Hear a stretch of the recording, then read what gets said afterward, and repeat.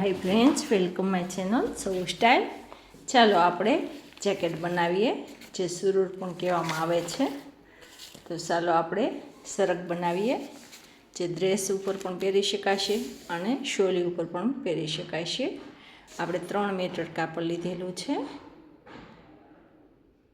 જે મારે જેકેટની લંબાઈ મેં 43 ઇંચ લીધેલી છે. હવે શોલ્ડર લઈએ, 7 ઇંચ શોલ્ડર લીધેલા છે. 1 ઇંચ માઇનસ કરી અને 7 ઇંચ મેં આર્મ હોલ લીધેલા છે. શેષનું માપ મારે 9 લીધેલું છે અને 5 ઇંચ લૂઝિંગ ને 1.5 ઇંચ સિલાઈ માર્જિન. ચલો 1 ઇંચ માપ કાઢીને હવે શોલ્ડર આપણે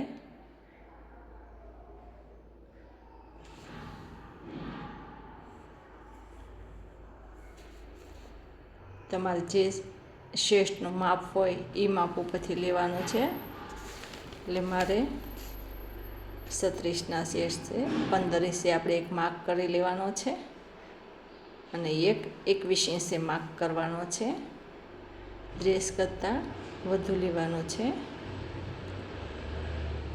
અને કમરે તમારી જેટલી કમર હોય એનો ચોથો ભાગ લેવાનો છે અને હિપનું પણ એમ જ માપ લેવાનું છે. હવે આપણે બધાને જોઈન્ટ કરી દઈશું.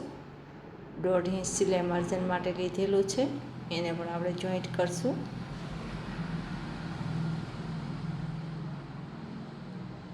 તમારે 36ની કમર હોય તો 5 ઇંચ લૂઝિંગ પણ લેવાનું, કારણ કે આ જેકેટ છે એટલે. હવે આપણે ગોળ રાઉન્ડનો શેપ આપી દઈશું.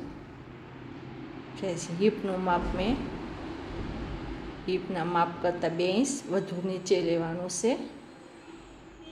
હિપનું માપ મારે 9 આવ્યું છે, તો 1 ઇંચ લૂઝિંગ લીધું તો 10 ઇંચ થાય છે. તો નીચે મેં 12 ઇંચ લીધેલું છે, 2 ઇંચ એક્સ્ટ્રા સિલાઈ માર્જિનનો છે. હવે આપણે એનું કટિંગ કરી લઈશું. ફ્રેન્ડ્સ, આ જેકેટ તમે શોલી ઉપર પણ પહેરી શકશો અને ડ્રેસ ઉપર પણ પહેરી શકશો. મારે લંબાઈ 43 છે અને 2 ઇંચ એક્સ્ટ્રા લીધેલું છે. આગળના ભાગનું કટિંગ કરીને પાછળના ભાગમાં આપણે 1 ઇંચ એક્સ્ટ્રા લેવાનું છે અને પછી આપણે કટિંગ કરી લેવાનું છે. બાકી બધું કટિંગ એક સરખું રાખવાનું છે, પણ આગળ ગળાના ભાગમાં 1 ઇંચ વધુ લેવાનું છે.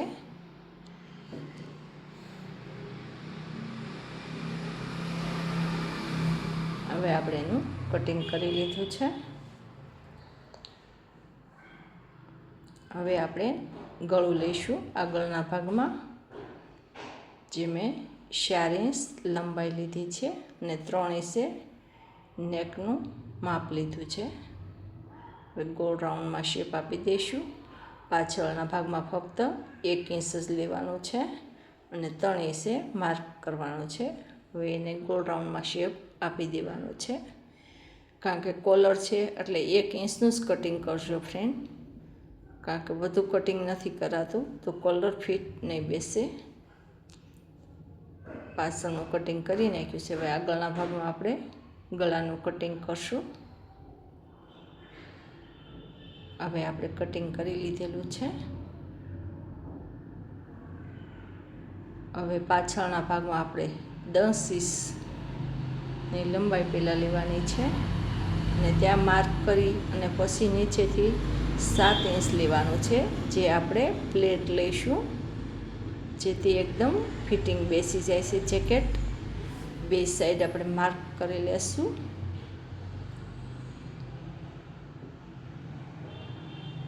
આ પ્લેટ બેસાડવાથી એકદમ ફિટિંગ આવી જાય છે. પાછળના ભાગમાં જ પ્લેટ બેસાડવાનો છે. હવે આગળના ભાગને આપણે 2 ભાગ અલગ કરી દઈશું, કેમ કે આપણે ડબલ ફોલ્ડમાં કાપડ લીધેલું હતું. આગળના 2 ભાગ મેં કટિંગ કર્યા છે. પાછળમાં આપણે ઇનર ચડાવશું. ચાલો પહેલાં આપણે એને ઇનર ચડાવી દઈએ. હવે આપણે બાઉનું કટિંગ કરશું. બાઉની લંબાઈ મેં 20 લીધી છે. મોળીની લંબાઈ 5 છે અને 1.5 ઇંચ સિલાઈ માર્જન છે. ઉપર 3 ઇંચ પહેલાં લઈ અને લાઈન ક્રોસ કરવાની છે અને પછી આપણે આર્મહોલનું માપ લઈને 9 ઇંચ સેમી લીધા છે અને હવે એનો ગોળાકારમાં આકાર આપી દેવાનો છે. હવે આપણે મોરીને માપ લઈને ક્રોસમાં લાઈન ક્રોસ કરી લેવાની છે અને 1.5 ઇંચ સિલાઈ માર્જનનું પણ માર્ક કરી લેવાનું છે. ફ્રેન્ડ્સ, તમારે 36નું માપ હોય તો બાંયનું માપ હંમેશા 3 ઇંચ રાખીને જ કટિંગ કરવાનું છે. હવે આપણે ફિટ ઇનર કરી દીધું છે તો હવે આપણે પ્લેટ ફિટ કરી દઈએ. ચાલો પ્લેટને સિલાઈ મારી દઈશું.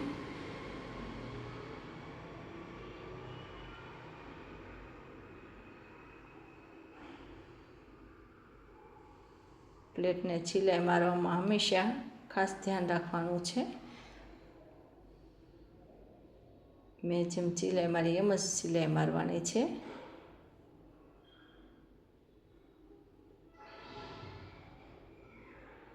હવે આપણે પ્લેટ લેવાઈ ગયા છે. હવે આપણે પટ્ટી આગળના ભાગમાં ચડાવી આપશું. પટ્ટીને ફોલ્ડ કરી અને હવે આપણે હૂક બનાવશું. જે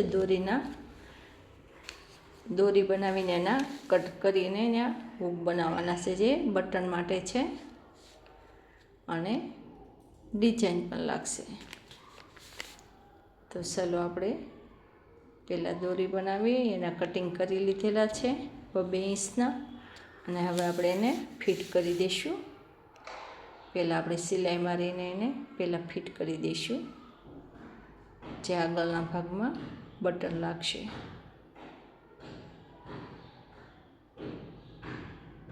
બટન હંમેશા શો બટન રાખવા, જેથી તમે ખુલ્લા રાખો તો પણ સારા લાગશે અને તમને પેક કરવું હોય તો પણ સારું લાગશે.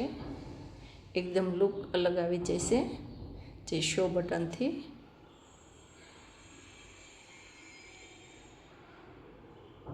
હવે આપણે ઉપર પટ્ટી ચડાવી દઈશું.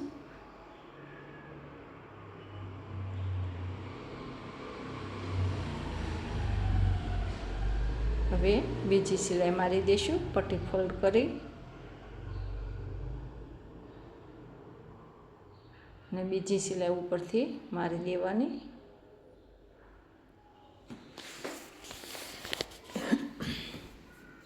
ફ્રેન્ચ જેકેટ તો આપણે લગ્ન પ્રસંગમાં ગયા હોય તો પણ તમે શોલી ઉપર પહેરી શકશો. હવે બીજી સાઈડમાં પણ આપણે પટ્ટી ફોલ્ડ કરી લેવાની છે.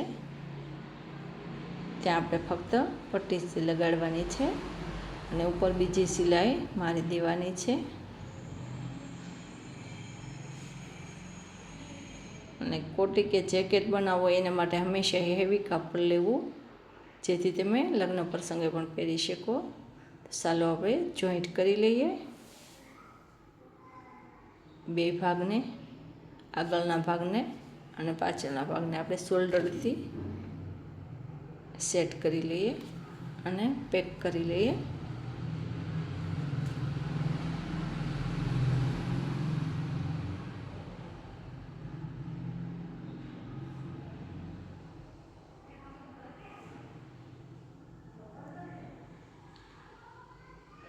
બે સાઈડ જોઈન્ટ પહેલાં કરી લીધું છે આપણે.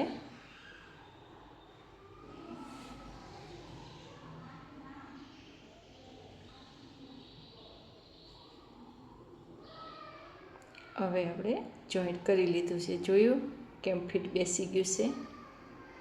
હવે આપણે કોલરનું માપ લેવાનું છે. એટલે પહેલાં આપણે હંમેશા ટચ માસ કરી લેવાનું છે, 2 એક સરખા રાખીને, જેથી નાના મોટું કોલર ના બને. હવે વચ્ચે ટચ માસ કરી લેવાનું છે અને હવે એનું માપ લેવાનું છે. ડબલ ફોલ્ડ માપ આવશે. ચાલો કોલરનું માપ લઈએ. મારે કોલરનું માપ 10.5 આવે છે. 10.5ના ડબલ કરીએ તો 21 ઇંચના કોલર આવશે. હવે આપણે કોલર ફિટ કરશું. ફ્રેન્ડ, કોલરનો વિડીયો મેં અલગથી મૂકેલો છે, કારણ કે વિડીયો બહુ લાંબો થઈ ગયો, એટલે કોલરનો વિડીયો મેં અલગથી મૂકેલો છે કે કોલર કેવી રીતે રાઉન્ડ શેપમાં બનાવવા. તો એકવાર જરૂર જોઈ લેજો. ડિસ્ક્રિપ્શનમાં લિંક આપી દઈશ. હવે આપણે કોલર ફિટ કરી દેવાના છે. જે ઓપન હતું તે પહેલાં જોઈન્ટ કરવાનું છે અને પછી બીજી સાઈડમાં સિલાઈ મારી દેવાની છે. કોલર ફિટ કરતી વખતે ના તો કોલરને ખીંચવાના છે કે ના તો કાપડ નીચેથી ખેંચવાનું છે, એ ખાસ ધ્યાન રાખજો, જેથી કોલર એકદમ ફિટ બેસી જશે. ચાલો, કોલર બેસાડી દીધા છે આપણે. હવે આપણે બાહું જોઈન્ટ કરી દઈશું.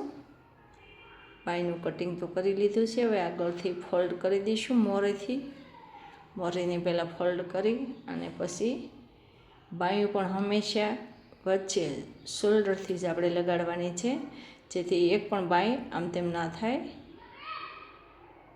તો પહેલાં વચ્ચેથી હંમેશા લગાડજો,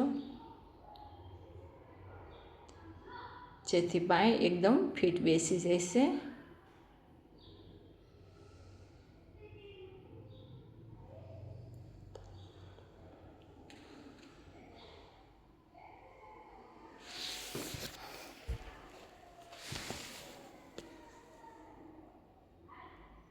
મેં ફૂલ લાંબી બાય લીધેલી છે, તમે હાફ પણ લઈ શકો છો,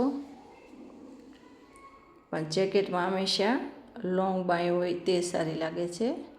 હવે આપણે જોઈન્ટ કરી લઈએ અને સિલાઈ મારી દઈશું. જે આપણે 2 ઇંચ સિલાઈ માર્જિન રાખ્યું હતું ત્યાં જ આપણે સિલાઈ મારી છે. હવે આપણે નીચે ફોલ્ડ કરી લઈશું.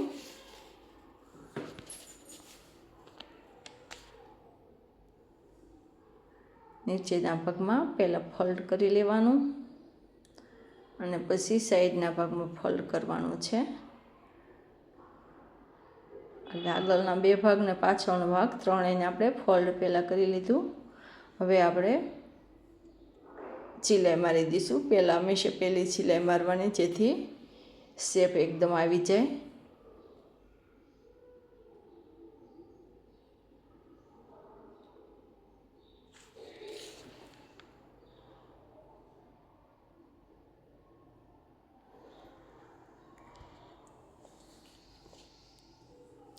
ફ્રેન્ડ્સ, વિડીયો સારો લાગ્યો તો લાઈક કરજો, શેર કરજો, નવા હોય તો સબસ્ક્રાઈબ કરજો, જેથી મારા નવા વિડીયો તમને મળતા રહે. ફ્રેન્ડ્સ, તમારા બધાનો પ્યાર મળે છે એટલે મને વિડીયો બનાવવાનો પણ બહુ જ ઉમંગ થાય છે. અને મારી યુટ્યુબ ફેમિલી બહુ મોટી થતી જાય છે. થેન્ક યુ ફ્રેન્ડ્સ, એ બદલ. સિલાઈને બધું કરી લીધેલો છે. હવે આપણે જોઈ લઈએ કેવું બન્યું છે.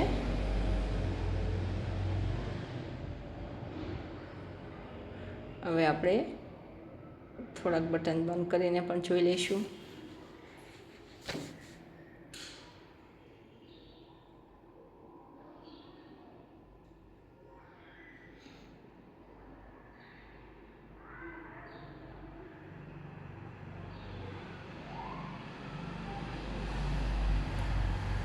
જોયું ફ્રેન્ડ, આપણું સરસ કેટલું મસ્ત બની ગયું છે અને લુક પણ બહુ સરસ આવે છે.